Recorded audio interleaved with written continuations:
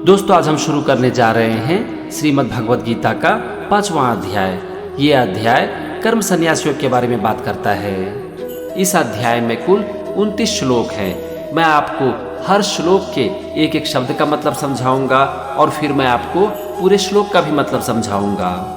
आज के इस वीडियो में हम समझेंगे इस अध्याय के 3 श्लोक को 1 से 3 तक। तो चलो सबसे पहले हम समझते हैं श्रीमद् भगवद गीता के 5वें अध्याय का पहला श्लोक। यहाँ पर अर्जुन भगवान श्री कृष्ण से पूछते हैं, संन्यासम कर्म नाम कृष्ण पुनर्योगम च संशसि यत्श्रेयेतयोरेकम तन्मे ब्रूहम सुनिश्चितम। चलो सबसे पहले हम श्लोक के एक एक शब्द का मतलब समझते हैं, फिर हम समझेंगे पूरे श्लोक का मतलब। और यहाँ पर सबसे पहला शब्द है संन्यासम, और संन्यासम का मतलब होता है संन्यास की। इसके बाद है कर्म नाम कृष्ण। कर्म नाम का मतलब कर्मों के, और कृष्ण मतलब हे कृष्ण। फिर है पुनर्योगम, इसमें 2 शब्द है, पुनः और योगम। पुनः का मतलब होता है फिर, और योगम मतलब कर्मयोग की। इसके बाद है चौ संशसि। चौ का मतलब और संशसि मतलब प्रशंसा करते हैं। अब यहाँ पर आप देखो, पहले वाक्य का मतलब हो गया, हे कृष्ण आप कर्मों के संन्यास की और फिर कर्मयोग की प्रशंसा करते हैं। चलो अब हम चलते हैं दूसरे वाक्य पर, और यहाँ पर पहला शब्द है यत् श्रेय। इसमें 2 शब्द है, यत् और श्रेय। यत् का मतलब होता है जो, और श्रेय मतलब कल्याणकारक। इसके बाद है एतयोरेकम। इसमें 2 शब्द है, एतयोः और एकम। एतयोः का मतलब होता है इन दोनों में से, और एकम मतलब एक। फिर है तन्मे। इसमें भी 2 शब्द है, तत् और में। तत् का मतलब होता है उसको, और में मतलब मेरे लिए। इसके बाद है ब्रूहि सुनिश्चितम। ब्रूहि का मतलब होता है कहिए, और सुनिश्चितम मतलब भली भांति निश्चित। तो यहाँ पर आप देखो, दूसरे वाक्य का मतलब हो गया इन दोनों में से जो एक मेरे लिए भली भांति निश्चित कल्याणकारक हो उसको कहिए। हमने श्लोक के एक एक शब्द को समझ लिया, दोनों वाक्य को भी समझ लिया। चलो अब हम समझते हैं पूरे श्लोक का मतलब। यहाँ पर अर्जुन भगवान श्री कृष्ण से कहते हैं कि हे कृष्ण आप कर्मों के संन्यास की और फिर कर्मयोग की प्रशंसा करते हैं, इसीलिए इन दोनों में से जो एक मेरे लिए भली भांति निश्चित कल्याणकारक है उसको कहिए। अर्जुन यहाँ पर भगवान श्री कृष्ण से कहते हैं कि हे कृष्ण आप कभी कर्म के संन्यास योग की प्रशंसा करते हैं तो कभी कर्म योग की प्रशंसा करते हैं, इसीलिए इन दोनों में से मेरे लिए जो एक निश्चित रूप से कल्याणकारक हो उसे आप कहिए। तो ये था श्रीमद् भगवद गीता के 5वें अध्याय का पहला श्लोक। चलो अब हम समझते हैं दूसरे श्लोक को। यहाँ पर भगवान श्री कृष्ण अर्जुन से कहते हैं, संन्यासः कर्म योगश्च निःश्रेयस करावु भो तयोस्तु कर्म संन्यासात् कर्म योगः विशिष्यते। इस श्लोक का सबसे पहला शब्द है संन्यासः, और यहाँ पर संन्यासा का मतलब है कर्म संन्यास। कर्म संन्यास का मतलब होता है मन, इंद्रियों और शरीर द्वारा होने वाले संपूर्ण कर्मों में कर्तापन का त्याग। मतलब कि अपने कर्म को तो करते ही रहना है, लेकिन कभी भी ये नहीं सोचना है कि मैं कर रहा हूँ। इसके बाद है कर्मयोगश्च। इसमें 2 शब्द है, कर्मयोगः और चौ। कर्मयोगः मतलब कर्मयोग, और चौ मतलब और। कर्मयोग का मतलब होता है पूरी निष्ठा से और पूरी श्रद्धा से बिना कर्म फल के इच्छा के अपने कर्म को करना।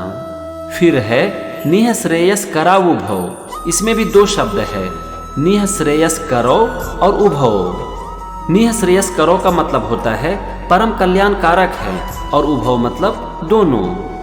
तो यहाँ पर आप देखो, पहले वाक्य का मतलब हो गया कर्म संन्यास और कर्म योग दोनों ही परम कल्याणकारक हैं।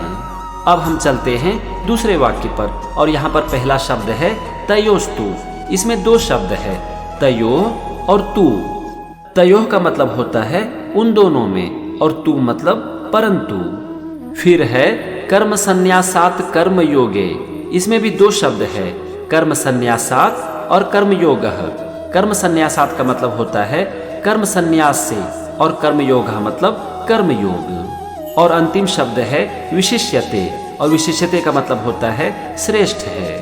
अब यहाँ पर आप देखो दूसरे वाक्य का मतलब हो गया परंतु उन दोनों में कर्म संन्यास से कर्मयोग श्रेष्ठ है।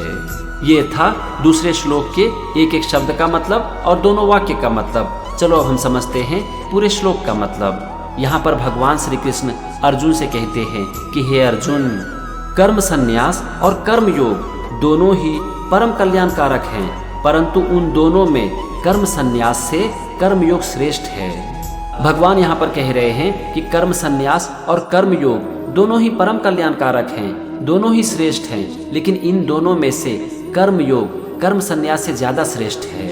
जैसा कि मैंने बताया कि कर्म संन्यास का मतलब होता है मन, इंद्रियों और शरीर द्वारा होने वाले संपूर्ण कर्मों में कर्तापन का त्याग करना, यानी कि अपने कर्म को करना लेकिन कभी भी ये नहीं सोचना कि मैं कर रहा हूँ। आप यहाँ पर देखो कर्म संन्यास में ये नहीं कहा जा रहा है कि कर्म के फल की इच्छा को छोड़ना और अपने काम को पूरे मन से करना, ये कहा जा रहा है कर्म योग में। और इसीलिए भगवान कर्म योग को कर्म संन्यास से ज्यादा श्रेष्ठ बता रहे हैं। तो ये था श्रीमद् भगवद गीता के 5वें अध्याय का दूसरा श्लोक। चलो अब हम समझते हैं तीसरे श्लोक को। यहाँ पर भगवान श्री कृष्ण अर्जुन से कहते हैं ज्ञेह स्वनित्य सन्यासी यो न द्वेष्टि न कांक्षति निर्द्वंदो ही महाबाहो सुखम बंधात प्रमुच्यते।